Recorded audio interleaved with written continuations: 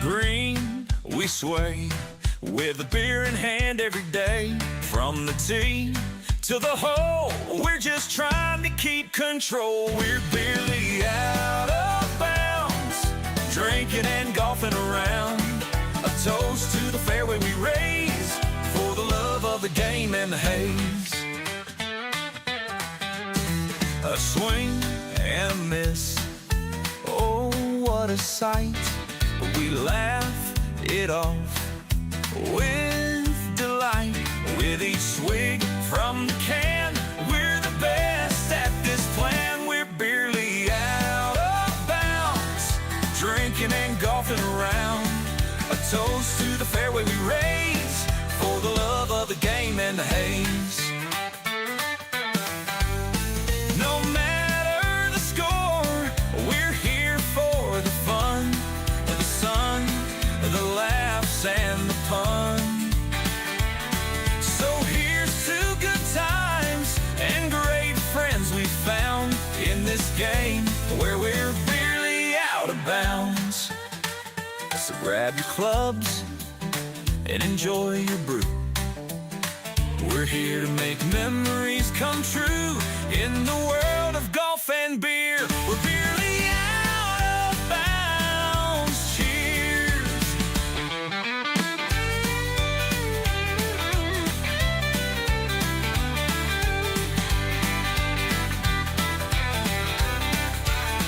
We're barely out of bounds, drinking and golfing around. A toast to the fairway we raise for the love of the game.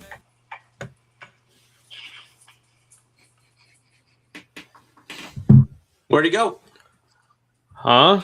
What's going on? And welcome back to another episode of Barely Out of Bounds. It's your boy Rico Daddy Slick here. How did your crew not get out there? They're playing off! On the green, we sway with a beer in hand every day. From the tee to the hole, we're just trying to keep control. We're barely out of bounds, drinking and golfing around. A toast to the fairway we raise for the love of the game and the haze. For the love of the game and the haze. I don't know if it's about to this live. I don't know.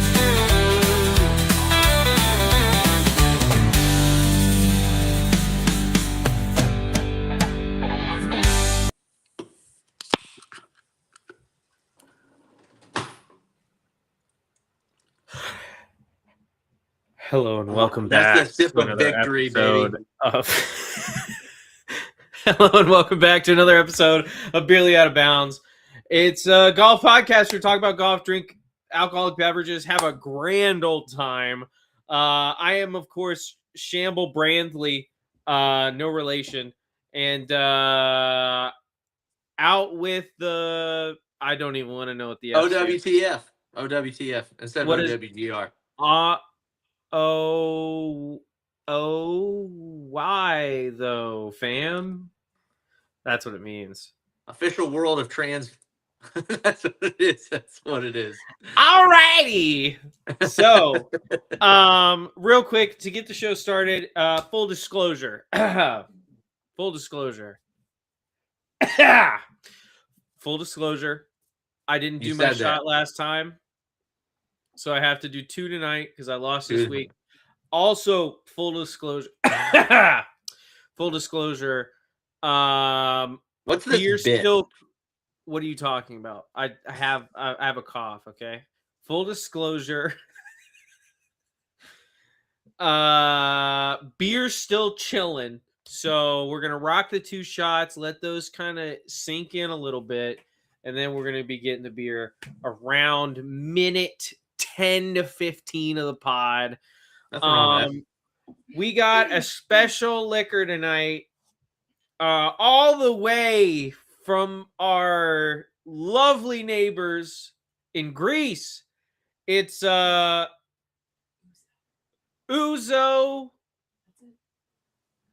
That definitely looks longer than Ouzo. Dude, you are. You can't tell me that is just that's just says Ouzo. Because if so, way too many characters. So I can read Greek. I can read Greek. Show it to me.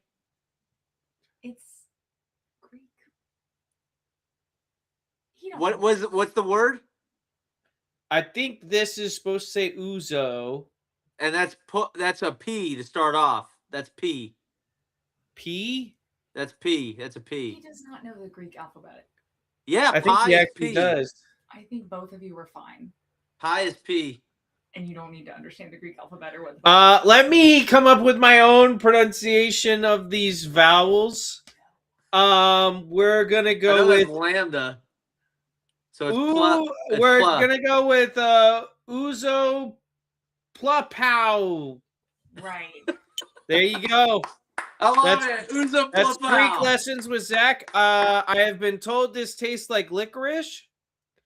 I That don't know if we're sucks. talking red vines, if we're No. talking the Talking the bad stuff. well, It's black. it smells fine. It smells fine, but it smells. Just okay. down it. Just do it. Just down it. So I that's also one. the fact that I haven't That's stopped- one, right?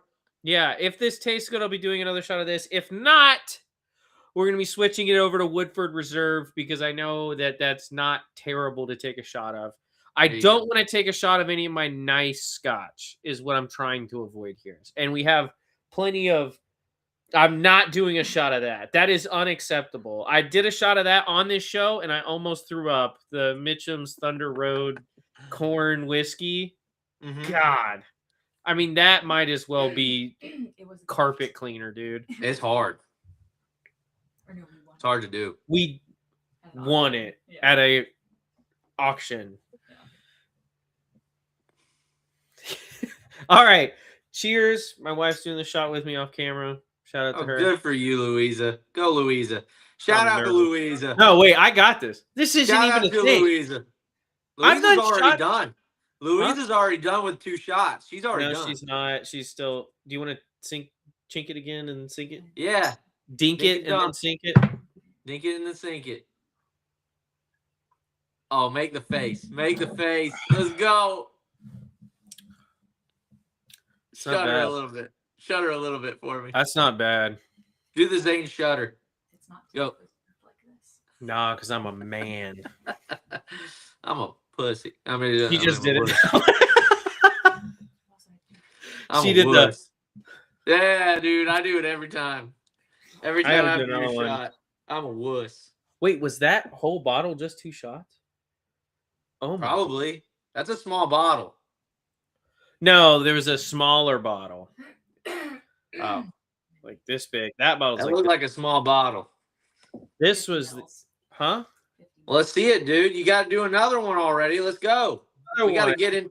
We got stuff to do. People to Listen, see. dude, we're opening the bottle right now. This is the bottle we originally drank. We've got stuff to see and people to do. This one says ouzo. I can read that one. I don't know if it'll come up on camera. Ouzo. Anyway, Krinos. wow. It's Zane drink something. Zane didn't lose. He doesn't have to drink anything, sadly. Hey, maybe. Well, this he one- has to. Maybe Yes. you'll get your luck back.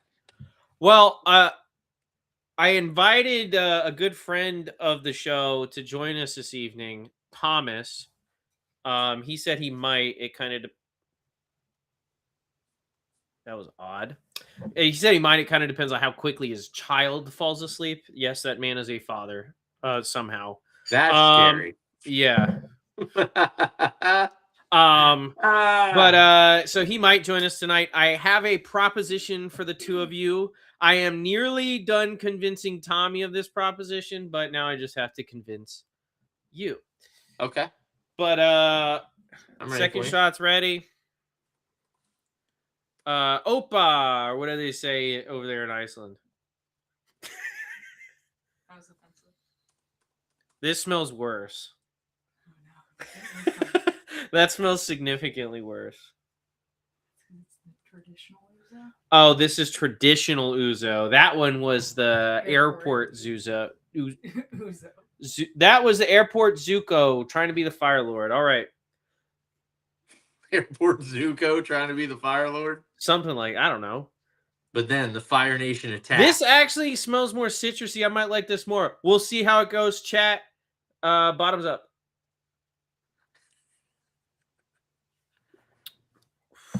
Ooh, there it is.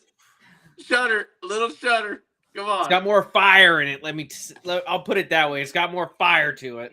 Get those Wow. shoulders shaking. Get those shoulders shaking. Although I will say, taste-wise, it was better than the other one. It was smoother, but it did burn more. Okay. But now my mouth tastes like black licorice, and I'm not a big fan of that. But we got a lot to talk about today. First up, Zane, what are you drinking tonight? Tonight, I am drinking a White Claw hard seltzer. We're going pineapple this evening. We're going pineapple. You preparing for something? You got it. Nice. A little bit of self-tasting this tonight. Not where I was going. But I mean, hey, listen. Just kidding. Listen, I don't judge, Zane. If that's what you want to do in your private life, then you go ahead. Stay out of my and bedroom. You do just. I would Stay out never of go my in your bedroom. bedroom. I actually avoid it at all costs. Stay out. Okay. Alrighty. What are you drinking? I am going to be having a Kona Big Wave and a Stella. Both Nice. of which are currently in the freezer chilling. But we'll get there when I believe they're done chilling. But lots of news this week. Lots of big news. First off, congratulations to Justin Rose for absolutely dominating last week. Good. He played really, really good. A shame he couldn't do it when he was on my team. But you know what? Shout out to him for playing really well. And winning last week. Zane, real quick, because I don't want to harp on this tournament for too long. We have so many topics to cover, including some of your favorite people and some of your favorite organizations. So we got some great topics to cover. Zane, we may have talked about this off the pod. What were your thoughts on Joel Damon's comments pre-round 4, where he would eventually kind of have a fall apart round and finish outside the top 10? Oh, dude. I mean, he's just a loser. I mean, can we all admit at this point? Like, here's the thing. Everybody and their mother watched Full Swing season 1, right? Yeah. I mean, not everybody stayed for all 3 seasons. Not everybody stayed for the trifecta. But I think everybody saw season 1. Yeah. Okay? In season 1, Joel Damon kind of comes across as this guy that's kind of humble, isn't full of himself, which is refreshing, right? You think that's refreshing because a lot of those guys are full of themselves, like Wyndham Clark, Rory McIlroy. They think they're smart for whatever reason. They think that they're God's gift to humanity for, a number of reasons. And and you see Joel Damon, and Joel Damon's talking himself down and being real self-deprecating, having a lot of self-deprecating humor, and you're thinking to yourself, okay, like, here's a guy, he's down to earth, right? Well, it turns out he just doesn't believe in himself. A Bermuda, an island tournament he played in where Garrick Higo won. I can't remember if it was Bermuda or the Bahamas, but there was crazy wind. He had a 3-shot lead with 3 holes left to play. Yeah. And he lost to Garrick Higo. Garrick Higo won that golf tournament, and he 3-putted from about 5 feet. Yeah. 3-putted from 5. If he doesn't 3-putt from 5 feet, he wins it. I mean, he just wins it. He's in a playoff. He could be in a playoff, but I think he'd play the last hole better if he had that cushion. Probably. So here's the thing: is he 3-putted from 5 feet, and just fell apart, and everybody was like, "Oh, what a collapse! Oh, what a collapse!" And I felt bad for him. And then you see him in the thing, he's like, "Oh, I just got to get better." Blah blah blah blah blah. This is gonna be a hard one to swallow. And then he gets in this tournament, and dude's playing great. And dude plays. He's in T2 on Saturday evening. Right, T2 Saturday evening, leaving the golf tournament, and they ask him. The media asks him. They say, maybe you can pull up the video. They ask him. I can find it. Try and find it. They ask him. They say, "Hey, Joe, what's it gonna take for you to catch? What's it gonna take for you to catch Justin Rose, who was the leader at the time. Justin Rose was leading by 6 shots or 5 shots on Saturday evening. And they asked him that. And his response was, I think my only shot is if he doesn't wake up for his alarm. And I'm just like, dude, you can't be that. You can't do that. Like, that is such a loser. That is such a loser mentality. It ain't even funny. Like, being honest with yourself is one thing. Like, being honest, I think self-delusion has its own drawbacks, but dude, 6 shots, like, you never know what Justin Rose is going to do. Justin Rose could go out and he could, fall apart on one hole. Have an 8. All he's got to do is drop 3 shots on the field. You gain 3 shots on the field. It's a tie ball game. And Zach, how many times have we seen that in the past on tour? Too many times. A lot. That's why you can't pick out one time, because it happens all the time. I mean, Rory shot like 81 in the final round of the Masters. Well, there's a reason why the leader on Saturday doesn't typically win on Sunday. Yeah. Like that, there's a reason that is, and that's because, it is hard playing with the lead. It's difficult. So yeah. Hearing him just badmouth, like downright disrespect himself. I mean, I don't know how can I have respect for a person who can't even respect himself? Yeah, and I think this is the interview. Please play it. You all right? Yeah. My only hope is if he doesn't set his alarm, or he somehow starts hitting in the rough on the back nine, maybe. I don't know. The way he's playing and what he's doing, I would be pleased with second place. But as it relates to you, you just want to I can't play defense on him. Yeah, I can't really play better than 68, honestly. There's just not many birdies on the back nine for me. Maybe I get hot early and maybe eagle. To be fair, it's not as bad as I thought. Hearing it a second time, it ain't as bad as I thought. So here's my problem. Here's my problem. Here, I'm ready. Okay. So while all of that may be true,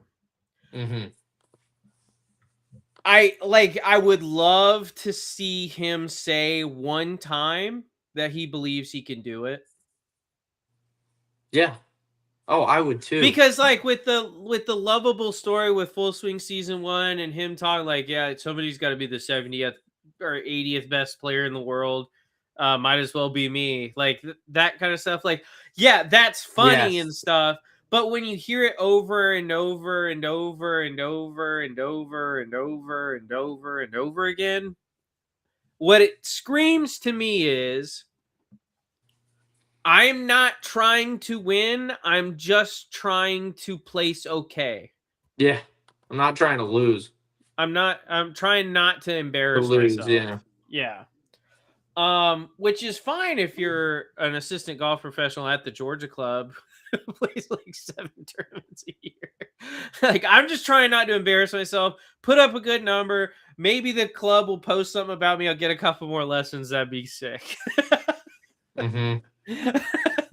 But when you're on the PGA Tour, where the whole goal, right, or it should be, I think, is to put up a great performance and potentially have a great career where you're remembered, right? Isn't this whole tour about legacy? And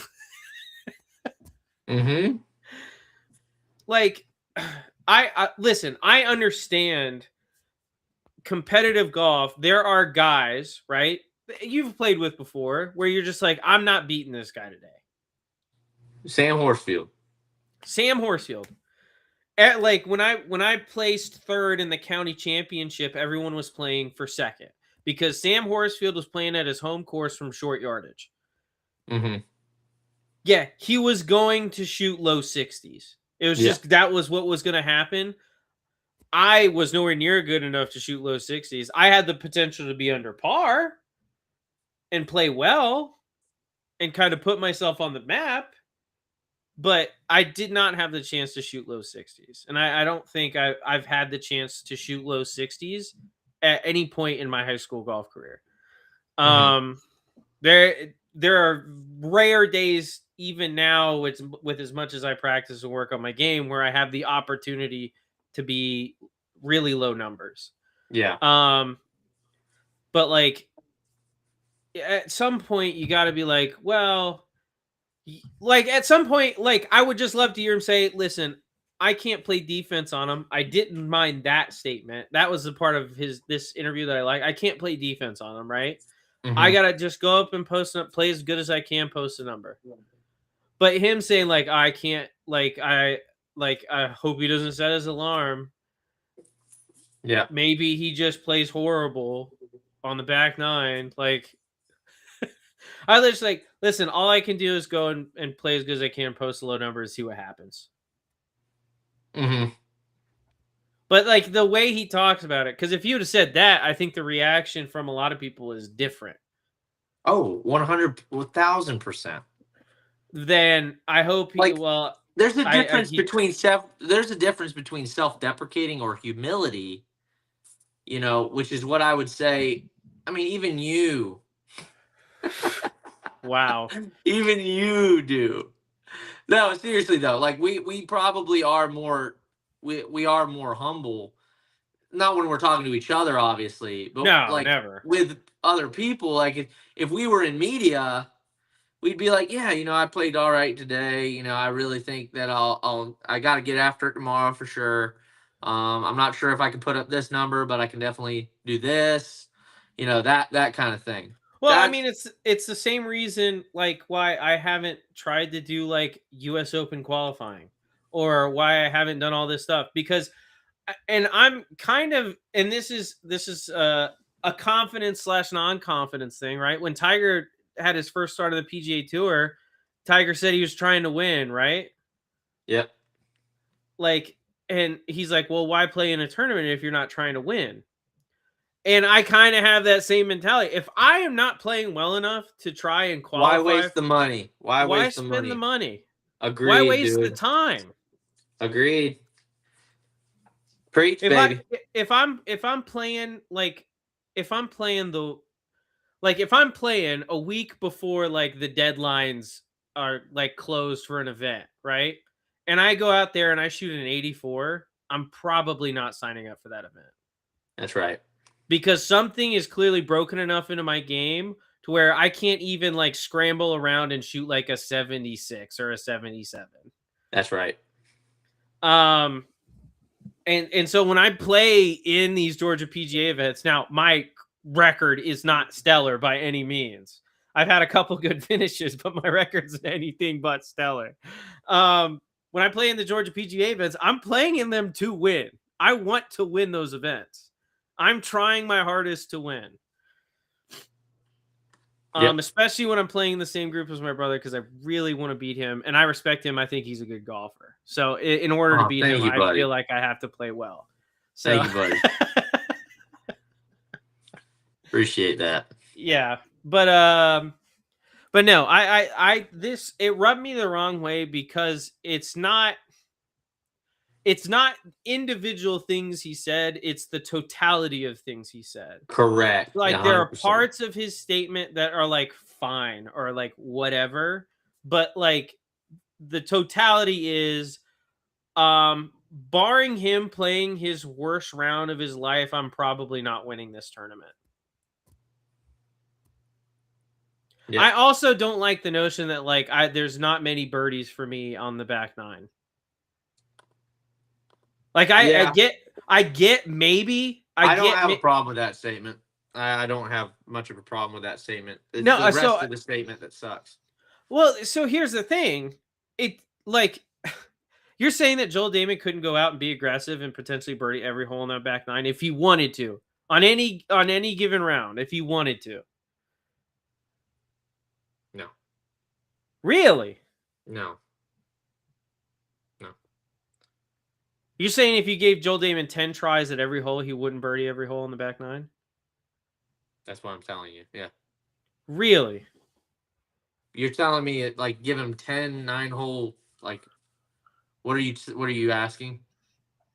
So Have like him you're play it not 10 times. and have him I would birdie even every hole? go I would even go crazier than that. I would say if you gave Joel Damon and he was playing his own 4-man scramble, just him 4 times, he wouldn't birdie every single hole. He'd birdie every single hole, dude. A 4-man scramble. What are we talking about, Zach? What the hell are you talking about? What I'm saying is, if you're already, you obviously when you're playing tournament golf, you don't play every hole for birdie, right? Yeah. But every hole is birdieable, or it should be. In theory. Yes, that's what I'm Not saying. in reality. We live in reality. We don't live in theory. You don't play golf in theory. Zane used to play golf in theory, and look where that got him. What are you talking about? Zane used to play golf in theory. Oh, I think I can hook it around this tree. I think I can. If I come at it inside enough, Zach, I can hook this ball 30 yards over the water and land there on the green. Zane, that's not playing golf in theory. That's playing golf stupid. Okay, there's a difference. You're saying if Joel Damon, no. You're saying Joel Damon can birdie every hole in that back nine. He can. In theory, he can. In theory, he can. My whole thing is I have to go out there and post a number. It means I have to go as low as I can, right? And if I go as low as I can, I give myself a chance. He didn't say that. What he said was, what are we talking about? I guess I have to get hot on the back nine and maybe birdie when I can. Like, there's not a lot of birdies for me out there. Maybe he'll, like, blow up on the back nine or something. What are you doing? I'm grasping at straws, baby. I'm grasping at thin air. I can't catch it. Alrighty. I guess we're done with this topic. I guess so. That was retarded. Hard R retarded there. That's what that was. I completely disagree. Anyway. But whatever. Anyway. I'm not going to argue about something I'm completely right about. I did that last night. I'm not doing it again. You did. Zach had a good time last night. I feel like last night was a very entertaining podcast. I was extremely triggered. You've got to bring Connor on. Connor agreed with me, by the way, and he watches a lot more football than I do. Okay. Connor agreed with me. Sam Darnold's throwing out of the pocket a lot. A lot more than Drake May. That is psychotic and definitely not true. No, that's true. We're not getting into it now. This is a golf podcast. That was last night. I'm not going to talk about football, especially when this makes me not want to bring this guy on, by the way. I just want to let you know this makes me not want to bring him on. Oh, Zach, can you name the 2018 Super Bowl champion? Off the dome? What does that have to do with anything? He can. He can name you the NFC champion. He can name you the AFC champion all the way back to 2000. I'm so proud of him that he can memorize lists. That's cool. It's not lists. He just remembers it. Uh-huh. He does. Okay. That's cool. I love that. You can think what you want. I love that for him, dude. You can think what you want, bud. We had a couple of exits from Live Golf since our last episode. Or one exit from Live Golf since our last episode, right? No, that happened right before. Covered them. It was right before. That's my bad. We've got something bigger to break, and that is the OWGR decision. The OWGR. Or the OWTF is what I call them. Zane, how do you feel about how do you feel about the OWGR giving Live Golf OWGR points? I mean, this is what everyone wanted, right? So, breaking. This comes from Nuclear Golf. The OWGR announces that Live Golf will get ranking points. Ranking points will be allocated to the top 10 finishers in Live individual stroke play events, which recognizes there are a number of areas where Live does not meet the eligibility standards set out by OWGR.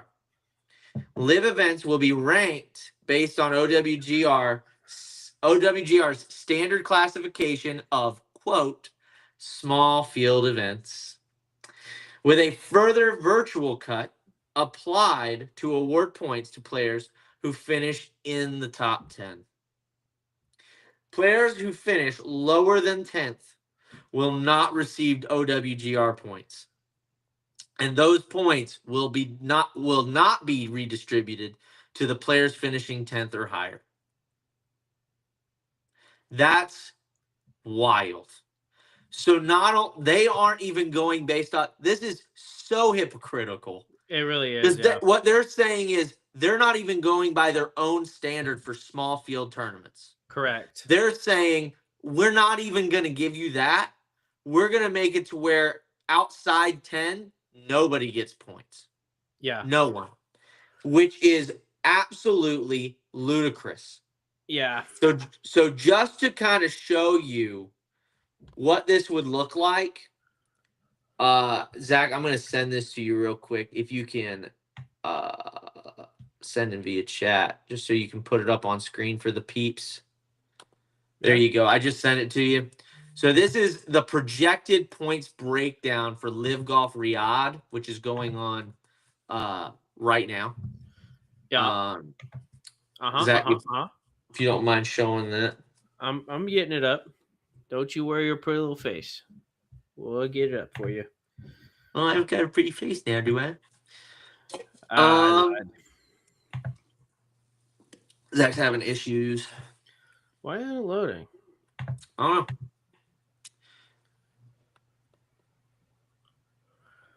Zach's having a hard time over there. Hold on 1 second. Why? Why? Why? Hold on. Let me try and pull up a different note thing on here.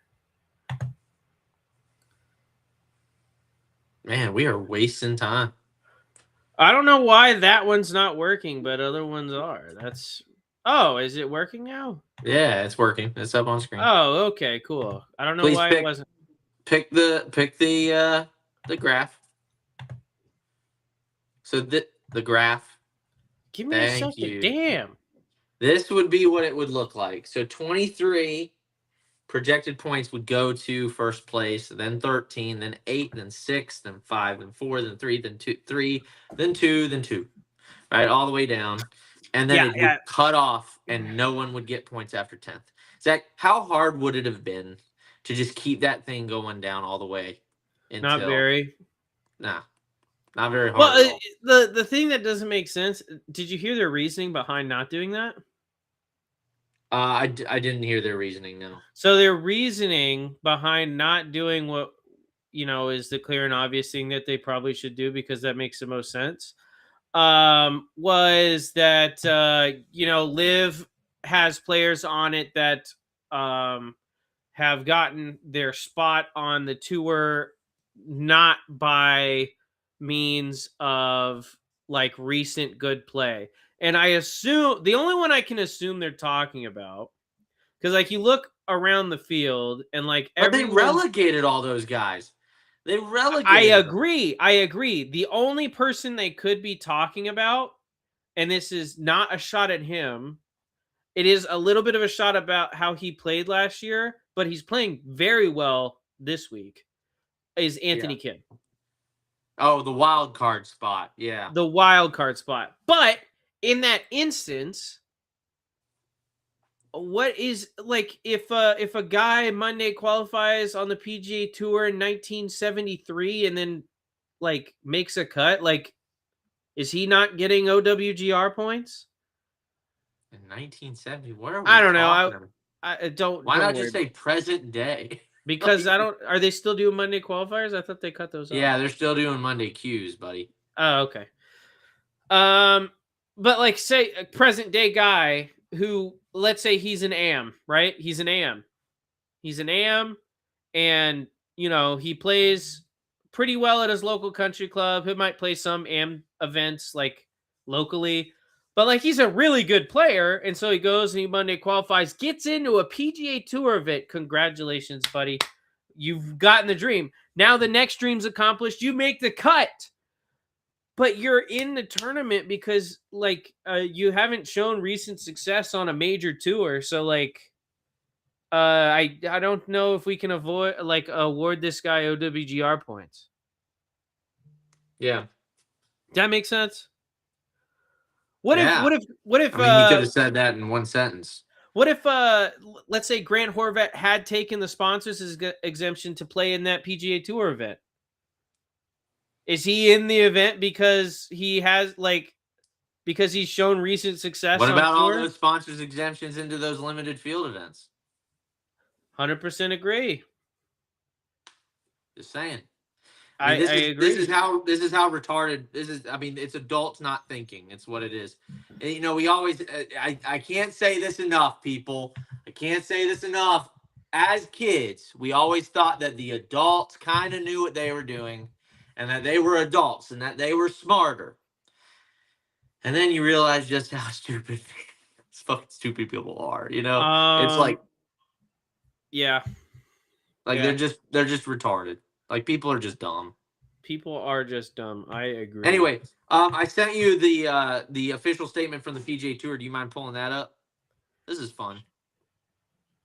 Oh, I want to talk about this so much. This oh is my fun. God. Give me a second. Zach's having a hard time over there. Mike, up. Up. Up. Up. Up. Up. Oh. He is Maybe froze. Maybe close some tabs up here. Probably a good idea. Yeah, it's probably a good idea. Save some RAM. Oh, my computer's hot too. I should probably turn my fan on. That might help a little. Yeah. Yeah. This computer's about to shut down in 5, 4. No, it's 3, not about to shut down. It's not 2, that hot. It's 1. warm though. Why is it taking so long? I'll just say what it is. I'll just say what it is. Ready? Yeah, So go ahead. It says PGA Tour, and it's got obviously the letterhead and everything. Official statement from the PGA Tour. Quote, "We respect today's decision by the official World Golf Ranking, OWGR, governing board, and the considerable time the board and Chairman Immelman committed to this process." I have a very serious question, and I wonder maybe you have the same one. Why is the PGA Tour making a statement about this at all? I mean, Zach, This can I just say something? If you were ever concerned about there being backroom deals between the OWGR and the PGA Tour, this basically just flat out confirms it. That everyone was talking about how absurd the OWGR was being for all this shenanigans, and they were basically forced into a position where they had to give a little, and the PGA Tour is like, "Hey, we respect the decision." Yeah, it's like, who cares? You know what this is? You know what this is? It just reminds me of it. I hate to make this it's not political at all, but it's so funny. This reminds me of Trump tweeting out about or putting on Truth Social about Pam Bondi doing such a good job with certain like Epstein file rollout. It's like, dude, you're her boss. It's like, that's what it's like, and it's so maddening because Immelman's in their pocket. Like you know, they've got Immelman in their pocket. And that's the saddest part about all this is it's just pay. It is 1000% pay for play. Oh yeah, 100%. It's not even debatable. I feel like. I mean, this is horrible. This is a travesty. And then I mean, this is just going to lead to more lawsuits. I mean, that's what this is. Someone commented. No way, dude. What? I didn't know this before. Maybe I did. I feel like I had to have known this, but the fact that I'm realizing this just now is pissing me off. Hit me with it. The governing board consists of a non-voting chairman, Trevor Immelman, Augusta National Golf Club, Will Jones, executive director, general manager of tournaments and global tour relationships. Yeah, and that's a PGA Tour henchman, that guy. The PGA European Tour Group, the PGA of America, the PGA Tour Commissioner, the RNA Jay Monahan vote. Oh my god. Oh my god. Jay I feel like Monahan the gets fact the I didn't vote. know this pisses me Oh off. my god. Oh my god. How? How do you get to run? How do you get to run the PGA Tour as chief executive officer and you get to vote on the board giving out OWGR points? Well, I think it's pretty obvious, it's because he owns professional golf. I didn't know if you knew this. Because let me tell you, the European Tour Group, yeah, that's just a guy that he's the guy that watches in the corner while Jay Monahan has sexual relations with Guy Kinning's wife. I think we need a TAnon. Instead of QAnon, we need a TAnon. That's what we need. That's what we need. Anyway, oh my god, dude, I can't even. And then Mike won. And then Mike won. Mike won. Wow. What a guy. I saw it. So here's the thing. I don't. So let me tell you why I wanted to look this up, because I saw a tweet and I was like, it was showing like how I think the vote went for this thing. And I was how many players are on that governing board, Zach? 0. Well, no voting members. Former players. He doesn't vote. No voting. He's just a nameplate. Yeah. He don't do non-voting chairman means nothing. Yeah. Means he attends the meetings. That's crazy. Dude. That, you know how infuriated I am right now? Like, just absolutely infuriated. Yeah, so I saw a tweet that said how I think the voting went. And I was like, is putting these names up. And I was like, PGA, the European Tour, the PGA Tour, the RNA. And I'm like, there's no way that these guys are the ones voting, right? Mm-hmm. Like, if you're trying to be like the unbiased, like we determine who is the best player in the world, blah, blah, blah, blah, blah. Like, I was like, there's no way these are the guys voting, right? Mm-hmm. I was sadly mistaken. And I found this list and I am now, so I'm disappointed in the sport. So let's move on real quick. So okay. We've gone over the PGA, which is a laughable. I mean, there's a reason it was so short. It's because this is exactly what they wanted. They got exactly what they wanted. Because they were like, we have to give them something. Because they went to 72 holes. They've made almost every concession underneath the sun. Other than opening up the field to, like, say, 144 players. Other than that, they've made every concession. Yeah. So we got to give them. So we got to throw them a bone. A small bone, but a bone. So this is what LIV responded with.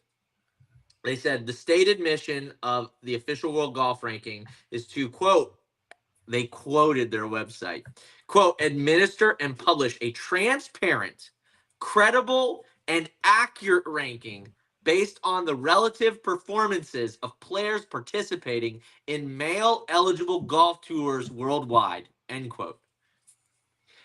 We acknowledge this long overdue moment of recognition, which affirms the fundamental principle that performance on the course should matter, regardless of where the competition takes place. However, this outcome is unprecedented. Under these rules, a player finishing 11th in LIV golf event is treated the same as a player finishing 57th. Limiting points to only the top 10 finishers disproportionately harms players who consistently perform at a high level but finish just outside that threshold, as well as emerging talent working to establish themselves on the world stage. True. Precisely the players a precisely the players a fair and meritocratic ranking system is designed to recognize. Well, so Dude, you're all this. yeah. Just, listen, I'm gonna tell you what the message. Like again, we said this last week. Whether or not you love or hate LIV, the messaging is so much better than the PGA Tours. not just message, it's just correct. Now there may come a day, and this always happens, right? It happens with the Republican and Democrat parties all the time, is you'll have one side say something that's good when the other side's in power, and then whenever they get in power, the other side's saying stuff that's good, right? I mean, that's the same thing. It's the same thing that's going to happen here, or may happen here, because they do have shadowy money, like we heard Phil say, like we heard a number of people say, and so it may come a day where, say, LIV does take over a certain percentage of the market share, and then they start uttering BS. We're going to call them out just the same as we're calling out the PGA Tour right now. For sure, because we are no holds barred golf commentary. Amen, brother. But here's the issue: is right now there's only one league that's spouting a bunch of baloney. I have to run and get my beer. I completely forgot about it. I'll keep talking. And that is PGA Tour. They're just full of baloney. And so let's keep reading here. It says, no other competitive tour or league in OWGR history has been subjected to such a restriction. We expect this is merely a first step toward a structure that fully and fairly serves the players, the fans, and the future of the sport. We entered this process in good faith and will continue to advocate for a ranking system that reflects performance over affiliation. The game deserves transparency, fans deserve credibility, and the players deserve a system that treats them equally. And you got to say hallelujah, amen, praise Jesus. Like this is, or I guess praise Muhammad in the case of LIV, but praise Jesus. This is exactly what this is or should be the agreement of everyone, right? Yeah. It just should be the case. That's what it should be, yes. You can make the argument, you can 100% make the argument that LIV may or may not deserve as many ranking points or whatever. I'd love to hear that argument, but you can't say that they don't deserve points, and you can't say that they only deserve the top 10 to make it. Because me and you both know that whenever even the 15th player in LIV goes and plays, if they were to go play in a PGA Tour event, they'd make the cut probably, right? Yeah. So, and they're making world golf points that way. So what is the point of this whole thing if you're not giving those guys a fair shake? Yeah, I agree. So anyway. I 100% agree. Also, shout out to Data Golf. They got a major shout out from a guy that I can't even believe he tweeted this. I'm at hold on 1 second. I'm gonna look up the exact tweet.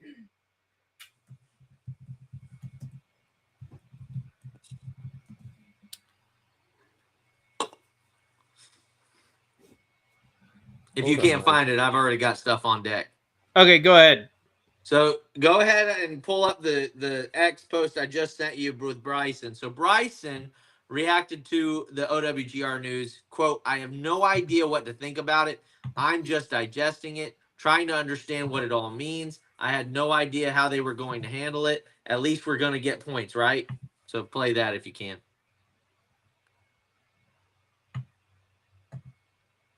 You've just come off your pro-am round, and you've just learned the news, I guess, that LIV has been granted OWGR accreditation. Have you been able to digest any of the press release that's been put out by the OWGR? I haven't been able to digest it fully. I've seen just a potential, or what they're saying is like the breakdown of points, the top 10. I have no idea really what to think about it now. I'm just digesting it currently. Literally, you saw me over there looking at it going, okay, all right. So trying to understand what it all means and how it all shakes out. Yeah, it seems like it's prioritizing top 10 finishes. Do you think that that's a fair way of handling it? Do you think that was something you thought might be a way that they were going to do it? It was just the top 10. I don't know. I have no idea how they were going to handle it. I didn't know if we were going to get points. Didn't know if we were. So at least we're getting points, right? Yeah. What's the excitement levels like? You know, you're back in action. There's been a lot of talk lately about non-golf things, not actually being on the golf course. How exciting is it to be back on the golf course? Yeah, I love being back on the golf course, obviously, first off. Second off, I've been playing a lot of golf on my YouTube. And I think that's the most important thing is keeping me fresh and ready playing YouTube golf and doing course record series and break 50s. So we're going to be dropping one tomorrow, actually, on Wednesday. So it'll be fun. And somebody that might have won something recently. So. Okay. Obviously, there has been a lot of talk over your future. Has anything moved along in the past couple of weeks? Yeah, there has been progress made. We, again, are in negotiations, and I want what's best for the game of golf and for the league, ultimately. We just have to continue to align. And like I said from day one, if we can get to an alignment point, like there's no doubt that I'll be here next year. We just have to get there. Yeah, so he's probably asking for more money. That's fine. So next, I sent you the thing on John Rahm. So this is John Rahm's response. John Rahm, I'll say this real quick while you get set up. He said, quote, "I don't like how we're not being treated the same as every other tour. It seems like the rules have been in place aren't really applied to us with only 10 of us getting points. It doesn't seem fair." Yeah, it's fantastic that we're getting points. It's fantastic that we're being recognized in a way. With that said, I don't like how we're not being treated the same as every other tour. It seems like the rules that have been in place don't really apply to us. With only 10 of us getting points, it doesn't seem fair. The small fields out there throughout the course of the year that get full points, or full players get points, right? So. Or even more points. There's work to be done. While it's good for some people, it could cause some players to actually lose world ranking points instead of gain them, because finishing 11th is basically a miscut and we're already adding to the divisor. But I'm thankful that I would say LIV Golf got their foot on the door, and there's a possibility for us to walk in the room and be recognized as a tour as we should be. Yeah, it's fantastic. All right, and then the next one, last one, sorry. This is by Taylor Gooch. Taylor Gooch, this is his response. It doesn't have a video, but you can still pull it up on the screen. Sending it right now. So I've already got it. Oh, you already got it. So LIV Golf earlier. LIV Golf's Taylor Gooch, who obviously is a little bit more of a hothead than the other two, is not happy with OWGR's decision. He said, quote, "Yeah, I mean, obviously, I don't think the right thing was done, which is not any different than what we've experienced here at LIV for the past 4 or 5 seasons now." He said, quote, "Yeah, it'll be interesting to see how it plays out, but I think anybody who says that the right thing was done and that the fair thing was done, I don't think they're in tune with the reality of things." And he's not wrong. I mean, he's not wrong. I totally agree with that sentiment. By and Taylor. Then we got your favorite guy commenting on this. Brandel Chambly. And we have an essay. A lot of buzz surrounding the OWGR decision announced today to give LIV Golf world rankings points. While my position on LIV is unchanged, I think it was the right thing to do for OWGR. Elite players were falling in the rankings for reasons unrelated to performance, which undermined the core claim of the world rankings. True. The OWGR was drifting away from clearly showing who is best, and the sense was that it was acting as a gatekeeper rather than as an evaluator. True. Having said this, in my opinion, the OWGR is still a flawed system measurement and may have solved a fairness problem. No, they didn't. But not the truth problem, and data golf is a much better way of predicting who is most likely to play the best any given week. Ave Maria. The OWGR rewards disproportionately major championships. I don't think that I don't know the spread, but I think you should disproportionately award major champions. That's just me. Has bonus points for multiple wins, rewards finishing position, same world rankings points for a 15-shot win as a win in a 5-way playoff. And participation volume uses strokes gained to measure field strength, but not to measure a player's performance within any given week. In ignoring how a player played within a given week, poor striking, propped up by a spike putting week. Oh, a spike putting week. OWGR measure achievement more than ability. I don't have a... Here's the thing. Data golf. I love data golf. Love them. Fantastic resource. I don't think you need to measure. I think OWGR, if it was just measuring achievement, that would be fine. But it's not measuring achievement good. It's measuring it poorly. That's the problem. Yes. That's the problem. Like, there's a reason why 10-2 UNLV with 10 wins was unranked. Well, in data golf, and it's because they didn't beat anybody. No, here's the thing: is he's wrong about data golf. Data golf does add weight to major championships and to big tournaments. Yeah, it does. What measures the so does the universal golf ranking. So does the TUGR. Yeah, they both measure strength of field. Yes. So yeah, I don't like that at all. I don't like that at all. But I mean, he's not. I mean, I like the fact he shouted out data golf. Like that. I do like the fact he shouted out data golf. Will this put him in a bad spot with the PGA Tour, saying that the OWGR? I mean, listen, he goes about as far as we do in saying that the OWGR is bullshit. Yeah, without using that language, that's what he's saying. Which is good. I mean, that's a good change. It's kind of like hopefully he can be like Piers Morgan. You know what I mean? Hopefully he can be like Piers Morgan. Let's not go too far with that. So anyway, here's the crazy part though is, Zach, guess what the American Express winner Scotty Scheffler got in OWGR points? How many? 65. 65. Wow. That's over double what they'll get at Riyadh for first place. Correct. Over double. Over double. Well, the field was over twice as large. Zane, yeah. Don't you know? Yeah. Yeah, I do. That's just, but here's the crazy part is the Hero Challenge. Oh, the Hero. Yeah, no, here, listen to this. The Hero World Challenge is a 20-player off-season event. It received 30 OWGR points for the winner last year, and the top 17 all collected points. So 20 players will get more ranking points. 20 will get more ranking points than LIV. Yeah. 20. And no cutoff. No, there's no cut. No cutoff.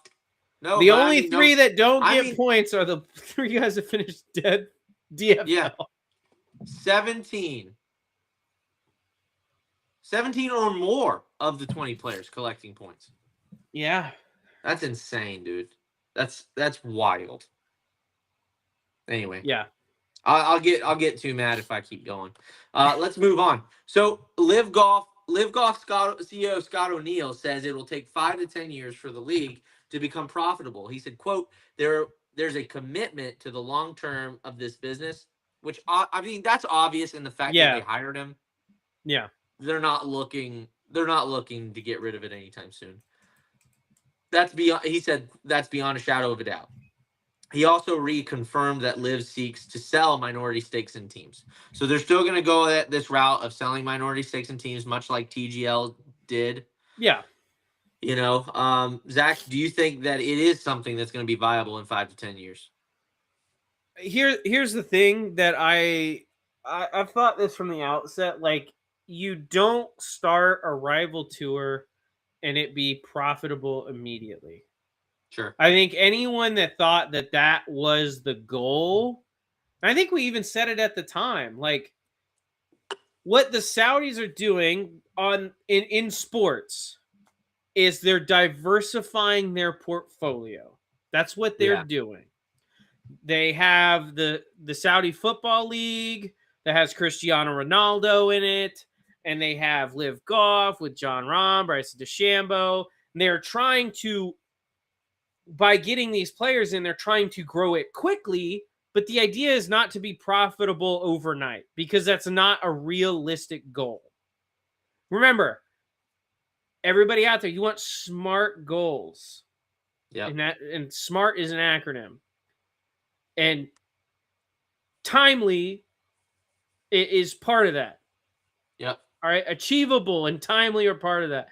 And if you say like, oh, we're going to start LIV Golf and we're going to do $8 billion in profit next year. That's a stupid thing to do, because that goal is unachievable and it's not timely. Right? Yeah, I like that. The goal from the beginning was about I believe about a 15 to 20 year plan to become profitable and become and that was obvious by the dough that they were spending. Yeah. I mean, that was fairly obvious by the dough that they were spending. They wanted to get it off the ground quickly by getting all these big names, but the goal was never to be profitable immediately. And everyone that says like, I just don't understand how LIV Golf's profitable and how much money they're paying these players. I have dude, I have a secret for you. You're not going to believe this. Yeah. Sometimes businesses run in the red. I believe it or not, they run in the red for a little bit, especially startup businesses are brand new. Yep. Believe it or not, Amazon wasn't always a $800 billion company. Yeah. You're right. And that's not even me saying that LIV's going to succeed, because honestly, I can't tell the future. I don't know. Do I think it can? Yes, I do think it can. With the 72 hole thing, I know some of I don't know if they're upset. They're just kind of like, well, this isn't exactly what we signed up for, but whatever. Yeah. And I get that. But at the end of the day, like if the OWGR, which is essentially a shadow puppet of the PGA Tour, tells you like, oh, you don't have a 72 hole event, like we're not gonna do anything for you. Then it becomes a thing where it's like, okay, well, if we want the OWGR points, basically we're gonna force their hand. We're gonna make them. We're gonna make them appear so biased and unreasonable that the rest of the golf world starts to turn away. And even with this little this crumb that the OWGR has gifted, they've gifted Dobby a sock. Yeah. Dobby is free. Dobby is free. Even with the sock that they just gifted Dobby, I think it still makes them look a bit ridiculous. Oh, 1,000%. 1,000%, buddy. So if you want a real OWGR official world golfer, go to Data Golf. Listen to Brandon Chambly. He's a guy that knows things sometimes. Sometimes he does know things. Sometimes he does. Real quick, I had one more thing I wanted to put up from, actually two more things I wanted to put up from Twitter before we close the show. We talked about, you mentioned TGL briefly, yeah? Yeah. This is another one of my favorites. I just love, listen, money laundering, one of my favorite crimes. And no one does it better than the Tomorrow Golf League. So we're going to watch Max Homa hit a shot out of a bunker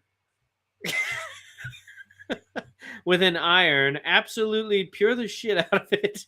And it's been 1,000 RPMs. Are you ready? Oh my God.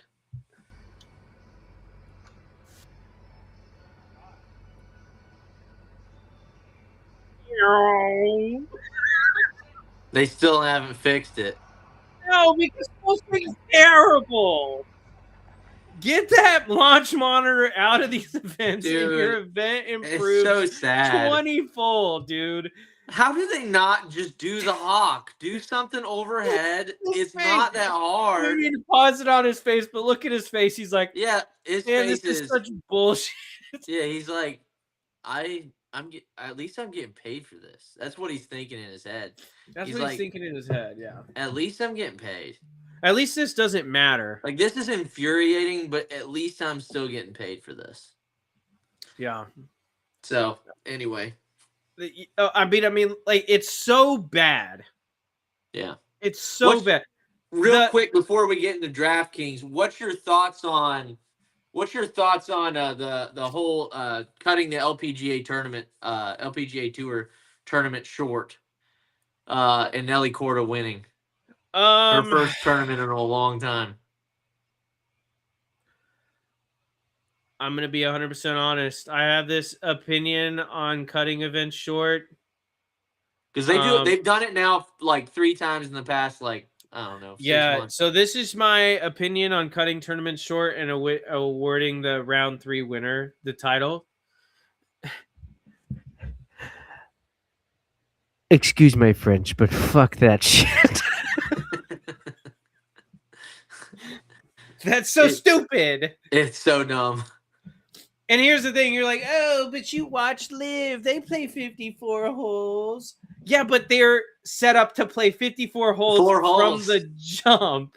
That's right. That person in second is expecting, like, I got a chance to run him down. Yeah. Yeah. Exactly. He's like, exactly right. He's that person in second is like, let me get into the clubhouse one back and I can make my move on Sunday. Let's not make a mistake that makes it harder for me to win it. And instead, it changes the calculus, baby. Yeah, it changes the calculus. It changes your entire decision making on the back nine. Agreed. From like 14 in. I'm gonna this is just the conspiratorial mindset in me. Is they just wanted Nelly to get the W. I don't know why. She came out against a WTGL. No, she can't. She wanted the TGL to join. Like, yes, they wanted to be bilingual or whatever. That's fine. If you're gonna do it recreationally like this, you might as well. I mean, might as well. If you're gonna have the worst launch monitors, Zane has a launch monitor he bought for $200. It's more accurate. I swear. If it's just for fun, does it really matter? Like, seriously, for real, does it really matter? Correct. The answer is no. The answer is it doesn't matter. So I'm in agreement with her. However, I really do. I think it was just to give her the W. Maybe. I really do. And that's sad. What was the reason? Was it weather? Well, no. This is crazy, dude.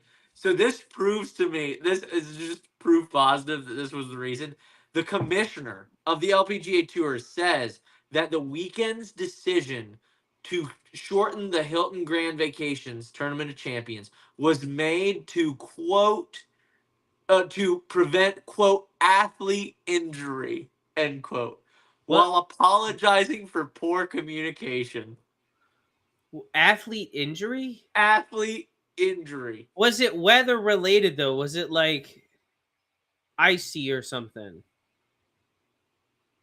No, dude, it's in Lake Nona. What are you talking about? Well, listen, dude, they had snow up in Tallahassee this past weekend. Lake Nona, Zach? Tallahassee is way north. It's way north. Far north, yeah. Did they have frost on the ground? Is that why? They have puddles of ice? I'm just gonna look straight at you now. Listen, I'm saying it was 35 or 37 in Fort Myers, where Carrie lives, like 5 days ago, because he sent me a Snapchat of it. And he said, "This is crazy." Listen to this. Worried that our athletes might be injured, given the way record overnight low temperatures hardened the course.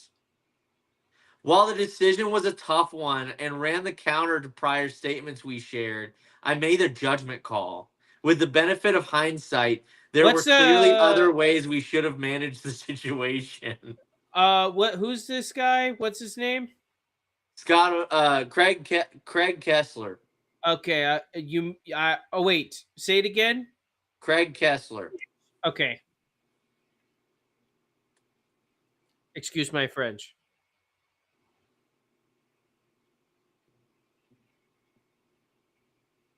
Did you not hear what I said? No, I didn't hear what you said. Go ahead. I called the B word because that's the most. That's the. It's horrible. It's soft. That's what it is. It's That's soft as hell. And dude, if women, I'm gonna be honest with you, women out there, dude, if this is your killer, that's crazy. They think very little of you. Listen, I have been. You guys should not be professional athletes. Listen, here's the thing. We live in Georgia, right, Zane? Me and you, we live in Georgia. Yeah. It has been consistently under 30 degrees at night here for like ever. And the 80-year-olds were out playing the other day. Like, what the hell? Walking. Walking. Yes. 18 holes. 18 holes at 8 a.m. tee time. They're done at 10:30. Carrying their bags. Well, these guys don't carry. They have those. We got a guy that totes it, dude. He's 81. He totes that for 18 guy holes. Is a damn up and down champion. hills. So I salute you, but sir. You know what? He's more of an athlete than the LPGA Tour, damn it. I'm going to tell him that. Did someone... here's my question to this guy. Is this just a judgment call that he made of his own accord? Or did some LPGA player text him and be like, I'm really worried about hurting my wrist? No. He made the decision. Well, I know he made the decision. He made it clear that it was his decision to limit the event due to, quote, worry about athlete injury. And he said he could have used other ways to manage the situation. Kessler continued with saying, quote, I recognize this decision and others we made in real time. We're confusing and disappointed to our fans. And our communication around the decision wasn't clear or timely enough. Your frustration is valid. I own that and I'm sorry. There's no mention of, hey, I received a lot of feedback from the girls saying they couldn't play or they did prefer to play. God, are you serious? None of that. In fact, you had several players come out and just say, why the hell did we cut this short? Why the hell did we cut this short? This shouldn't have gotten cut short. What was the temperature? Okay, so now I know the overnight low. What was the temperature last Sunday in Lake Nona, Florida? Past weather. Oh, do not tell me. Please don't tell me. Hold on. Can you hurry up? They had a high of 45 and they quit the event. That's stupid. Overnight low of 24, but like they had a high of 45. So you have a frost delay. I mean, are we serious? The event tees off a little later. Oh, well. Yeah. Oh, wow. I mean, shit. Like, do a shotgun. You know what I mean? Like, oh, my God. Like these ladies have never hit off a car path before. Yeah. It's not that different. Yeah. It's not that hard. Dude, as long as you wait for the frost delay, it ain't even that hard to play off a hard ground. Honestly, yeah. So here's the thing. After the frost delay is over, most of the time the ground has started to melt, so then it just turns mushy. It's not even frozen anymore. Yeah. Totally. Keep preach, baby. Preach. I mean, I played after that. We had that ice storm the weekend before last when we got the snowstorm. Oh, buddy. Yeah. I played after the ice storm, and it was just like, it was like hitting in a quagmire. All the ice after it melted, and it was like 43 the next day. And I played, shot a video. Check it out on my YouTube channel, the Golf Guy Zach. It was great video. After playing in that, like, it was just super wet is all it was. It was just super wet. And they didn't have the ice storm we had. Yep. Yeah. I'm telling you, dude, we had 80-year-old dudes out there the other day. And these are like 30-year-old late. No, that's too old. These guys are like 27, 26. And we're talking about girls that just barely made the cut. They're probably 17, 18, 19-year-olds. I know, dude. I know. Oh, I know. I think this is the worst. So I soft. think this is the worst thing to happen to women's sports. Oh yeah, without a doubt. Period. Anyway, so now we've got to get into our DraftKings. Zach's hoping to make a comeback. 2-0 this year. 2-0 this year, baby. Let's go. So this week is a great week. I wish we had more time to preview. There was just so much in the news. I wish we could have previewed it a little bit better. It's the Waste Management. It's a great tournament. We're looking forward to covering it. We may even do a cut line if Zach's up for it. We may even do a cut line episode for this one because it is such a big event. Perhaps. But we'll see what goes on. We'll see if there's enough going on with it. Which one are we doing? Are we doing the golf, 50K? It's that first one. It's that 50K golf drive the green. Yes, it's that first one. Okay. I got to make my picks because I don't make them ahead of the show. That's fine. I'll go ahead through mine real quick. Zach, well, I don't want to because I don't want Zach taking my guy. No. Yeah, we'll talk about it. So go ahead and talk about the course setup, Zane. So with the Waste Management, I mean, I'm kind of most interested in the fan behavior this year. I mean, truly, I'm just really interested in seeing what that is like. Now, the weather in Phoenix, it's gotten pretty cold. They just had I wonder if they're still going through it. I just saw it the other day. But they were going through that winter weather that we were seeing before. They're back up to 74. So they're 74 degrees right now. It's going to be a good weekend for them. It's going to be warm, 61 the low, 59, 58 on Saturday, 57 on Sunday is the low. And it's going to get all the way up to 84 on Sunday. The lowest it's going to get, the high is 79 on Saturday. So it's going to be a warm weekend. It should be great. The crowds will be huge. So yeah. Let's see what the wind looks like. Wind looks like it's 8 miles an hour. It's looking like every day is going to stay underneath 10. So, I mean, you're really looking at a guy that hits the ball pretty straight. You know, that's for the most part. Anyway. That's what I'm looking for most of the time, coincidentally. Yeah, coincidentally, that's who I look for. That's right. Coincidentally, I normally look for guys that hit the ball pretty straight. I mean, straight ball hitters don't tend to play great in the wind. You know what I mean? True. So, anyway, so you're looking at a ball striker. You really want a good ball striker, less shot shaper. Anyway, Zach, are you ready? Damn near. Hold on. I'll say my first, and then you can say yours. Okay. You ready? So I picked Cam Young. Cam Young, this is his second tournament of the year. He played at the Farmers Insurance Open. He T22, which is pretty good. And this is his second tournament of the year. I'm looking for him to improve on that 22nd position. So hopefully we can see a top. He's one of my guys I really picked to, be top 10. I mean, I really want him to top 10 it. So anyway, yeah, that's pretty much it for me. Alrighty. Zach, go ahead. I always start with my cheapest player. He's in on a sponsor's exemption this week. I don't care if he doesn't believe himself. I believe he'll make the cut this week, and that guy's name is Joel Damon. Dude, knowing him, he's not making the cut this week. Well, here's the thing. You look at his last two starts at the American Express and the Farmers, T38 and T7. Like, he's playing good golf right now, which is why I'm picking him.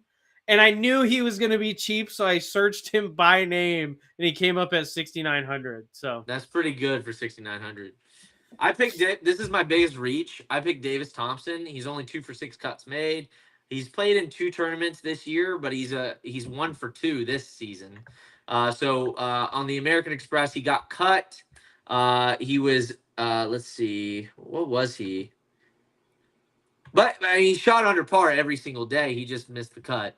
And then the Farmers Insurance Open, he T43. So I'm expecting a cut made by him. And that's really all I need from this guy. So Anyway. Yeah.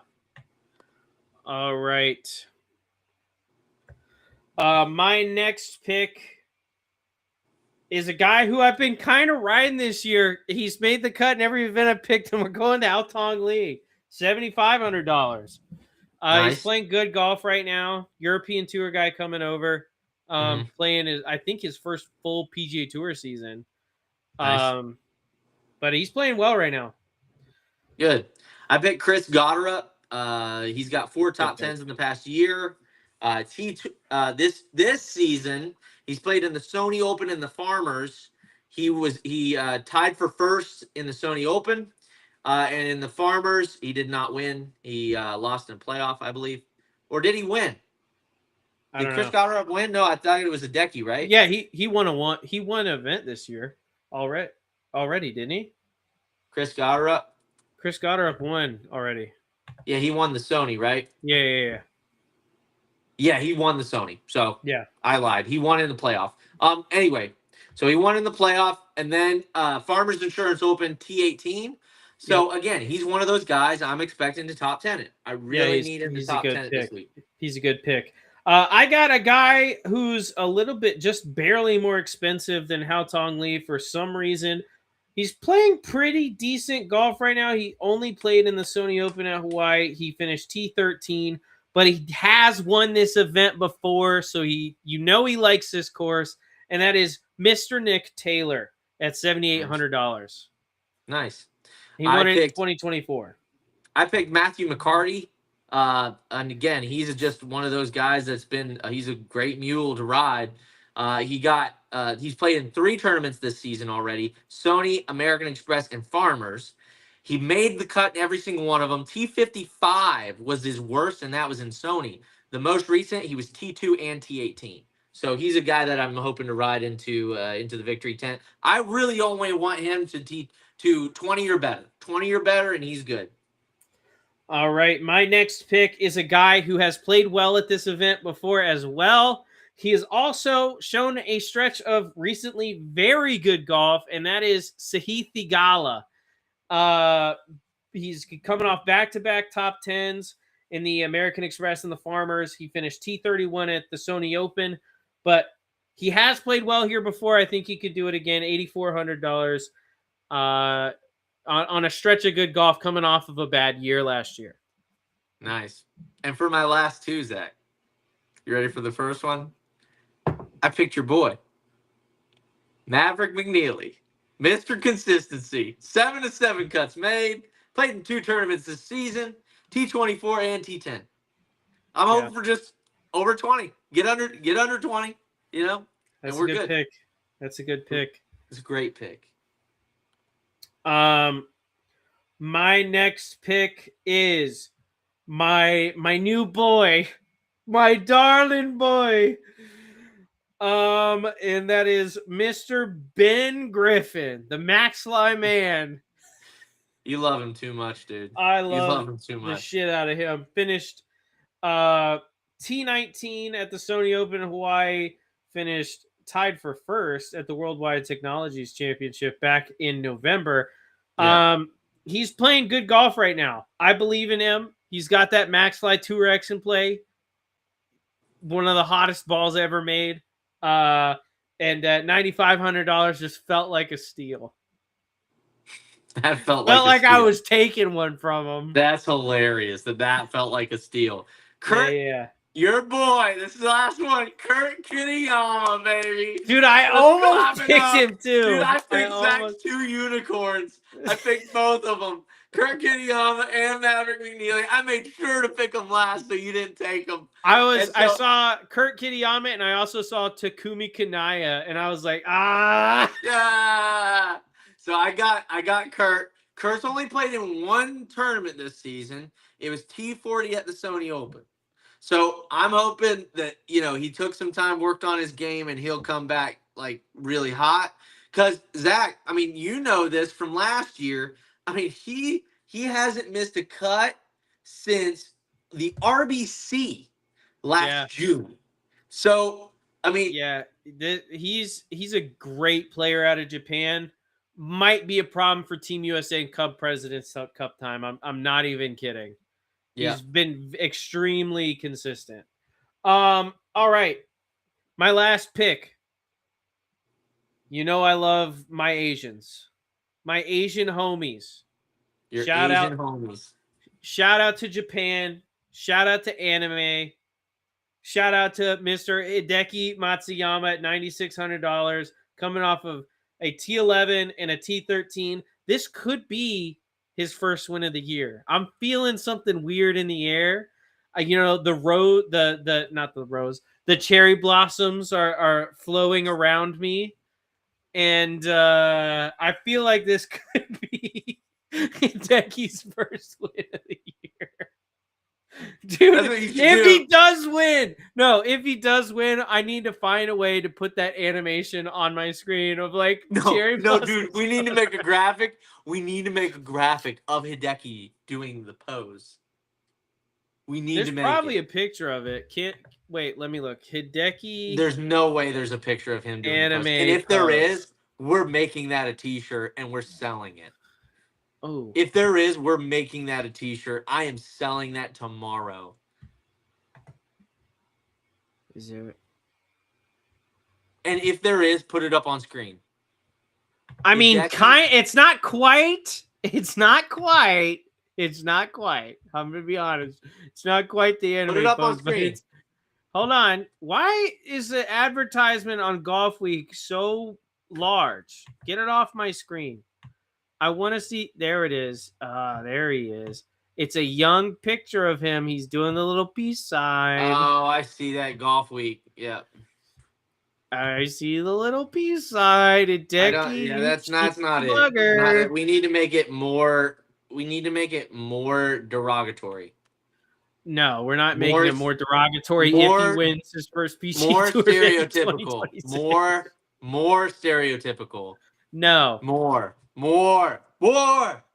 How much weight do you think he's put on since this photo? I would say lot, 80 dude. pounds. He works out a ton, dude. That dude. I would say 80 pounds. What do you think? I'd go under. 80. Really? Under? Yes. Under. Hold on. Let me look up. I'd go under. Hold Dude, on. we don't need to look this up. Let's end the pod. We need to know. We're at an hour 30. I know what we're at. End it. Images. End me. Oh, calm down there, bud. You need to end me. No, that's not a good one. I know he works out a lot. Does he work out a lot? If that's him on TGL, never mind. That was way over. Has he lost weight recently? He has. Because his photo for Boston Common Golf looks like he's not that much heavier. Anyway. I don't care. That's all we have for today's episode, I believe. Correct, Zane? That is correct. And Zach's going to be drinking again next week, so tune in for that. No, I'm not going to be drinking again. No. And hopefully, Thank you, guys. Zach, are you off tomorrow? No. Damn it. You want to play golf tomorrow? I close.